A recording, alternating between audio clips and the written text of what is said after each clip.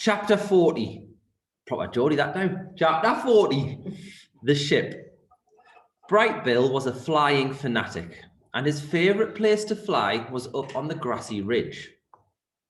The robot and the gosling liked to spend afternoons up there, working on the finer points of flying. And it was on one such afternoon that they noticed something mysterious far out at sea. What do you think it is? I've told you the title of the chapter is The Ship, so you might be able to guess. Sorry. Bright Bill spiralled down to his mother, flopped onto the grass, and pointed to the horizon. Mama, what is that thing? Roz's computer brain found the right word. That is a ship. What's a ship? A ship is a large vessel used for ocean transport. Bright Bill's face scrunched up with confusion. Used by who? I do not know. It was the first ship either of them had ever laid eyes on. From that distance, it looked as though it was moving slowly, but it was actually racing through the waves. From that distance, it looked as though it was small, but it was actually one of the largest ships ever built. The robot and the gosling watched as it crawled across the ocean until it finally disappeared to the south. Where had that ship come from? Where was that ship going? Who was on board? Roz and Bright Bill had many questions, but no answers. Before I read this next chapter, see if you can think about what you make one of your predictions about who might be on board, where had it come from, where was it going? Chapter 41, The Summer. On clear summer days, Roz and Bright Bill and Chit Chat liked to go exploring. They investigated the island's sandy southern point. They marvelled at the rainbows that curved up from the waterfall. They surveyed the forest from the branches of all tall trees. They met new friendly creatures, and sometimes they met new unfriendly creatures. But the only creatures they had to worry about were the bears.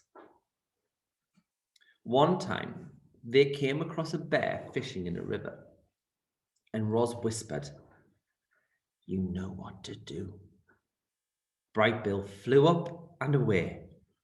Chit Chat scurried home through the treetops, and Roz melted into the landscape as only she could. Melted into the landscape. Just have a think about that word. Did she literally really melt? I don't think she did. So what does that mean? She melted into the landscape. Have a think about that while I try and remember where I'm up to in the book. Later, they met back at the nest and told the neighbours all about their brush with danger. On dreary summer days, they would stay inside. Roz asked Bright Bill and Chit Chat about dreaming and flying and eating and all the things that she couldn't do that they could. But the youngsters had too much energy. They didn't sit still for very long. They spent one drizzly afternoon kicking acorns around the nest. Chit Chat piled them up, and then Bright Bill swung his big foot, and the acorns went flying. The little friends chased the acorns as they bounced and rolled and spun across the floor. Then they made a new pile and kicked them down again. Sometimes an acorn would bounce off Roz's body, clang, and everyone would laugh and giggle together. Even Roz laughed. Ha, ha, ha, said the robot, trying to act natural. On clear summer evenings, they would sit outside and watch fireflies twinkling around the pond.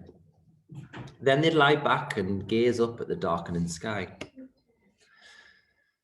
"That big circle is the moon," said Chit Chat, "and those little lights are called stars, and one time I tried to count them all, but I can only count up to 10, so I just kept counting to 10 over and over again, and I've got no idea how many stars there are, but I know it's more than 10.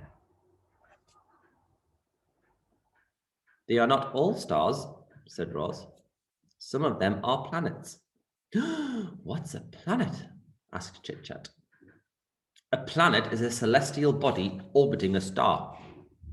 What does celestial mean? What does orbiting mean? Well, celestial means something in outer space. What's outer space? Outer space is the universe outside the atmosphere of our planet. What's the universe?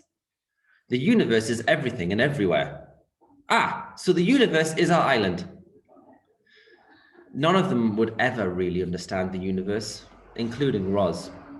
Her computer brain knew so much, only so much. She could talk about the Earth and the sun and the moon and the planets and a few stars, but not much else. The night sky was full of streaking, shimmering, and blinking lights that she just simply couldn't identify. Clearly, Roz was not designed to be an astronomer. On dreary summer evenings, Roz and Bright Bill would curl up together, just the two of them, and listen to the rain pattering on the roof of the nest. The robot would tell stories of annoying pine cones and terrible storms and camouflaged insects.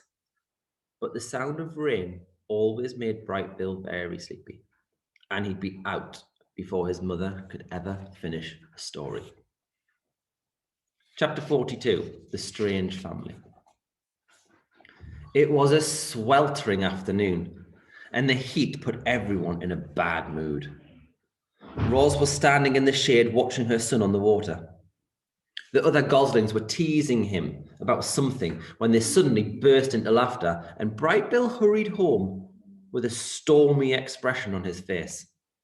He stomped into the garden, right past his mother, without saying a word. What is wrong, Bright Bill? Nothing. Leave me alone. Tell me what is wrong. Don't want to talk about it. Maybe I can help. Mama, the other goslings were making fun of me. What did they say? They called you a monster and then laughed at me for having a monster mother. They should know by now that I am not a monster. Would you like me to talk to them? No, don't do that. They'll just make things worse. The robot sat next to her son. Mama, I know you are a robot, but I don't understand what a robot is. A robot is a machine. I was not born, I was built. Who built you? I do not know. I do not remember being built. My very first memory is waking up on the northern shore of this island. Were you smaller back then? No, I have always been this size. However, Roz looked down at her weathered body. I used to be shiny, like the surface of a pond. I used to stand straighter than a tree trunk, and I used to speak a different language. I have not grown bigger, but I have changed very much. The robot wanted to explain things to her son, but the truth was that she understood very little about herself. It was a complete mystery how she came to life on the rocky shore. It was a mystery why her computer brain knew certain things but not others. She tried to answer Bright Bill's questions, but her answers only left him more confused. What do you mean you're not alive? Well, it's true. I am not an animal. I do not eat or breathe. I am not alive. You move and talk and think, Mama. You're definitely alive. It was impossible for such a young goose to understand technical things like computer brains and batteries and machines. The gosling was much better at understanding natural things like islands and forests and parents. Parents. The word left Bright Bill feeling very uneasy. Does that mean you're not my real mother then? There are many kinds of mothers. Some mothers spend their whole lives caring for their young. Some lay eggs and then immediately abandon them. Some care for the offspring of other mothers.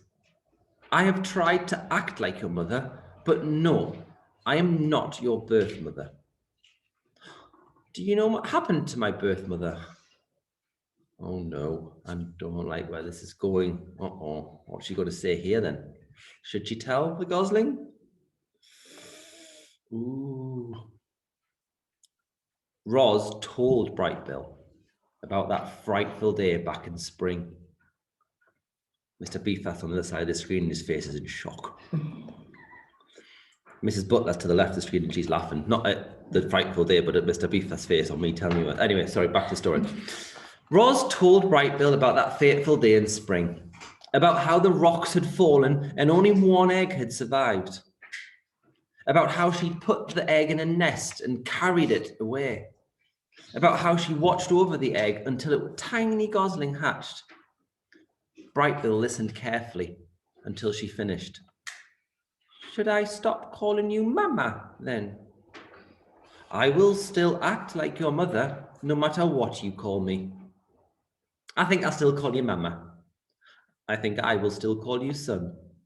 We're a strange family, aren't we? Said Bright Bill with a little smile, but I kind of like it that way. Me too, said Roz.